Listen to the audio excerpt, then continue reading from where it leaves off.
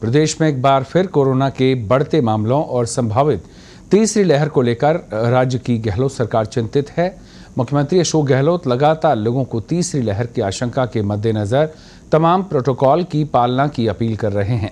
बावजूद इसके कोरोना के मामले बढ़ रहे हैं, जिसमें सबसे ज्यादा चिंता छोटे बच्चों को लेकर है। कोरोना के बढ़ते मामलों को लेकर एक बार फिर मुख्यमंत्री अशोक गहलोत ने समीक्षा बैठक बुलाई है, जहां मुख्यमंत्री अशोक गहलोत कोरोना के बढ़ते मामलों की रोकथाम किस तरह से की जाए, इसे लेकर मंथन कर रहे हैं। विश्वस्त सूत्रों की माने तो कोरोना के बढ़ते मामलों के बाद सरकार की ओर से दी गई रियायतों को कम किया जा सकता है।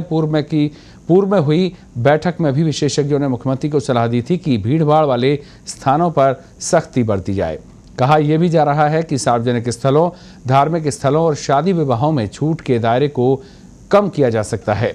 साथ ही मास्क और सोशल डिस्टेंसिंग की भी कड़ाई से पालना के निर्देश दिए जा सकते हैं। इधर कोरोना के बढ़ते मामलों के बाद छूट के दायरे में कमी करने के लिए सरकार की ओर से 30 नवंबर को नई गाइडलाइन जारी हो सकती है। इसे लेकर गृह विभाग के अधिकारियों ने भी संकेत दे दिए हैं।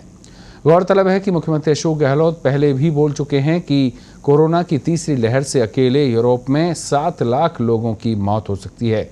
इसका असर देश पर भी पड़ने वाला है।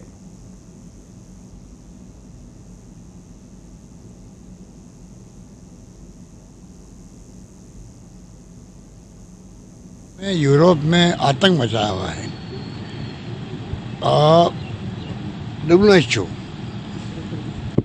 अगर WHO कह रहा है, वर्ल्ड हेल्थ ऑर्गेनाइजेशन, यूरोप में 5 लाख लोग मरेंगे, पहले कहता था। परसों कह दिया 7 लाख लोग मरेंगे। अब कितने मरेंगे किसी को नहीं मालूम है, पर अगर मान लीजिए वर्ल्ड हेल्थ ऑर्गेनाइजेशन चेता रहा है तो उसके मायने हैं अपने। और जो नया वेरिएंट आया कल परसों साउथ अफ्रीका के अंदर, और भी ज़्यादा खतरनाक हो सकता है वो। हमारे यहाँ थर्ड वेव की संभावना व्यक्त की जा रही है, पर अभी फॉर्चुनेटली अभी लक्षण दिख नहीं रहे। परंतु पिछले 10 दिनों में जो संख्या बढ़ रही है, राजस्थान में बढ़ रही है और सब जगह बढ़ रही है, वो चिंता का विषय बना हुआ है। रेगुलर मैंने 400 वीडियो कॉन्फ्रेंसिंग करी है इसके अंदर।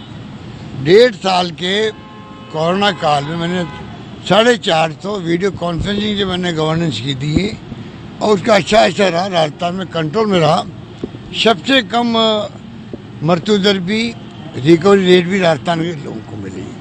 अच्छा प्रबंधन हुआ, सब लोग तारीफ करते हैं। भीलवाड़ा मॉडल हमारा देश में नहीं दुनिया में चला गया। भीलवाड़ा मॉडल कोई चीज़ है और उसी को लोग अपना रहे हैं। तो भारत सरकार को भी जो आप कह रहे हो कि जो अंतर्राष्ट्रीय फ्लाइट प्रारंभ किए, उसमें उन मुल्कों पर जो साउथ अफ्रीका या अफ्रीका जो अफ्रीकन मुल्क है, वहाँ से इजराइल ने भी और कई मुल्कों ने बैन किया है। वहाँ के पैसेंजर को क्वारंटाइन करेंगे, पूरी जांच पड़ताल करेंगे। तो भारत सरकार को समय रहते हुए, पिछली बार भी ऐसे ही हुआ था कि पहले इंग्लैंड से और जो लोग आए थे बाहर के मुल्कों से, अचानक ही इंडिया में फैल गया, ये कोरोना फैल गया था। उस वक्त याद को पहली वेव के वक्त में भी बाद में रोक लगी थी। अब इस बार तो हमें अनुभव है, पहली वेव का अनुभव है। पहली वेव ज़्यादा खतरनाक नहीं थी। तो कहने का मतलब कि भारत सरकार को अब तो पूरा अनुभव है। पूरी तरह पूरे देश को बचाने के लिए अभी से ही बहुत ज़्यादा गंभीरता से ध्यान रखना पड़ेगा, जिससे कि थर्ड वेव की नौबत ही नहीं आए यहाँ पर। लेकिन सेकेंड वैक्सीन लगी नहीं है अभी लोगों को। देश के अंदर 100 करोड़ का आंकड़ा पार हो गया। फर्स्ट वैक्सीन में हुआ है, उसका प्रचार करने कोई फ़ायदा नहीं है। आपको जब तक सेकंड डोज नहीं लगेगी वैक्सीन की, तब तक उसका कोई फ़ायदा नहीं होता। मेरे को 2 डोज लगी हुई थी, तभी मुझे खुद को हो गया कोरोना। तो 2 वैक्सीन लगने के बाद में भी संभावना बनी हुई है। इतना ही है कि आपको फिर माइल्ड होता है, हल्का होता है। बचाव करने के लिए दोनों वैक्सीन लगनी जरूरी है। अभी खाली एक लगी देश के अंदर, 35-40% लगी सेकंड।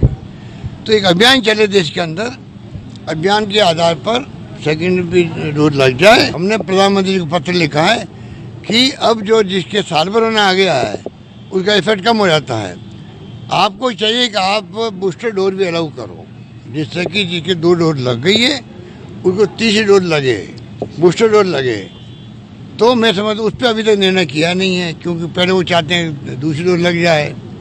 वो अपनी जगह ठीक हो सकते हैं, परंतु जो आदमी बुजुर्ग हैं या को मॉर्बिडिटी है, बीमार है, कई बीमारियाँ उसको लगी हुई है, उसको तो तकलीफ रहेगी कि अगर बूस्टर डोज नहीं लगेगी तो फिर तकलीफ हो सकती है, उसको आ जाए। तो वो सब बातें ध्यान रख के हम लोगों को करनी पड़ेगी।